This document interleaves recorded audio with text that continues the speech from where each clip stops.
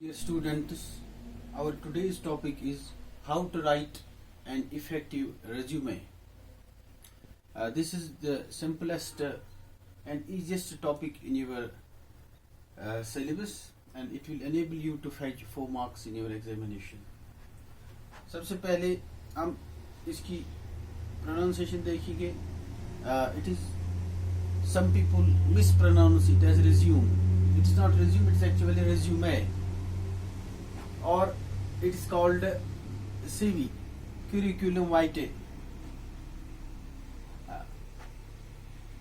It is when we pronounce the word resume, because in English language we don't have fixed rules. Rules are not fixed there.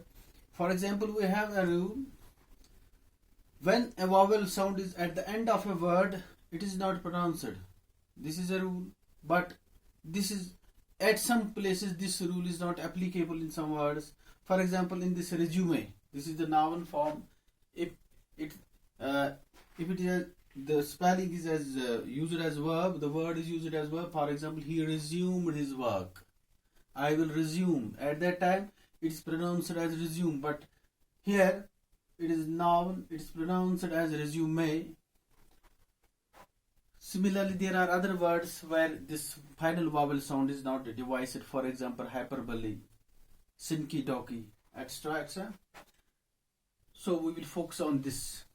That is pronounced as resume or curriculum vitae. And the difference between curriculum vitae and resume is that these are two different things. These are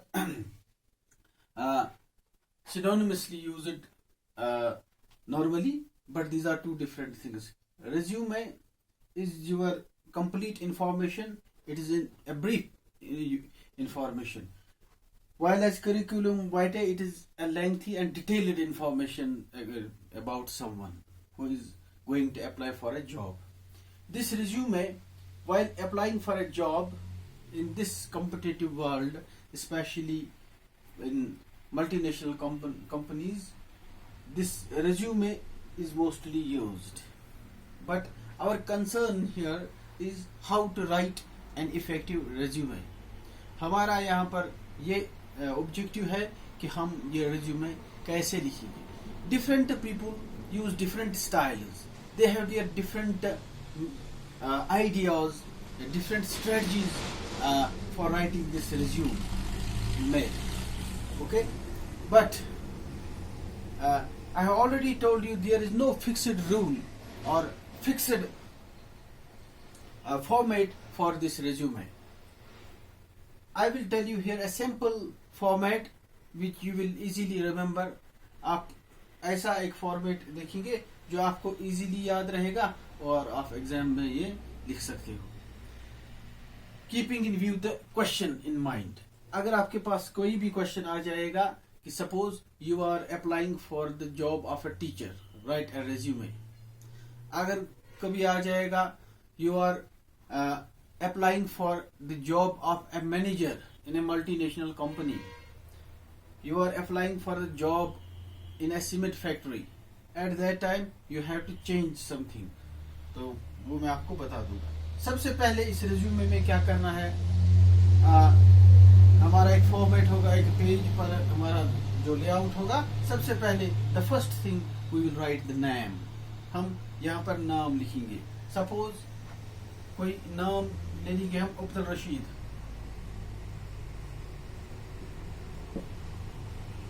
second thing, date of birth. For example 30th April 2002, suppose. Address, यहाँ पर address, brief address. You need not to give a detailed address. तो simple address. Suppose it is जो भी आपका होगा. For example यहाँ पर इसका एड्रेस हम लिखेंगे कि हिरी कपवारा.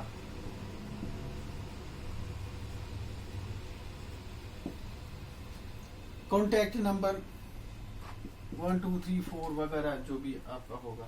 इसके बाद आपका ईमेल अगर आपके पास है तो ईमेल. उसके बाद आपको ये इसका काम क्या है, just to attract the attention of the employer.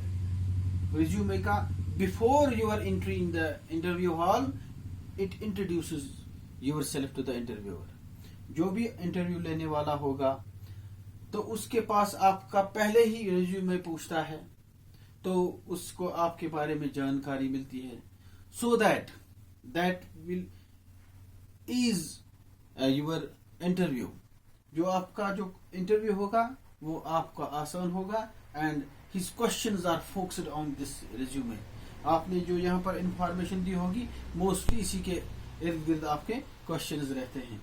तो इसलिए आप यहाँ पर एक ऑब्जेक्टिव लिखेंगे. ऑब्जेक्टिव कैसा लिखना है, you have to impress the employer. जिस जॉब के लिए उसी जॉब का आप लिखेंगे. फॉर एग्जाम्पल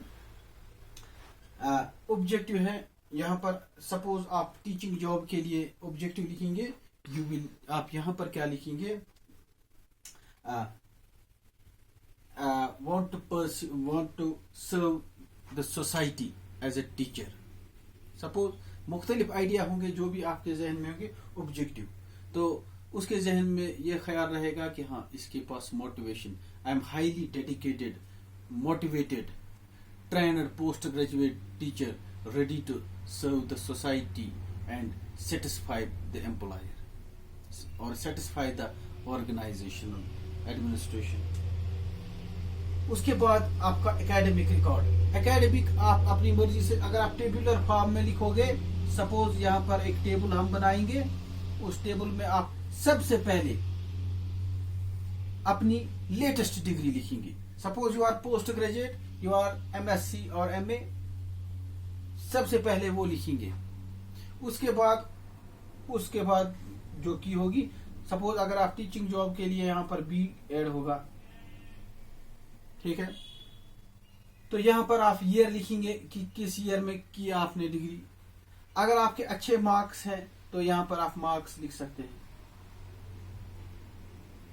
तो यहाँ पर आप परसेंटेज भी ऐड कर सकते हैं अगर आपके पास अच्छी परसेंटेज है, ताकि वो इम्प्रेस हो जाए.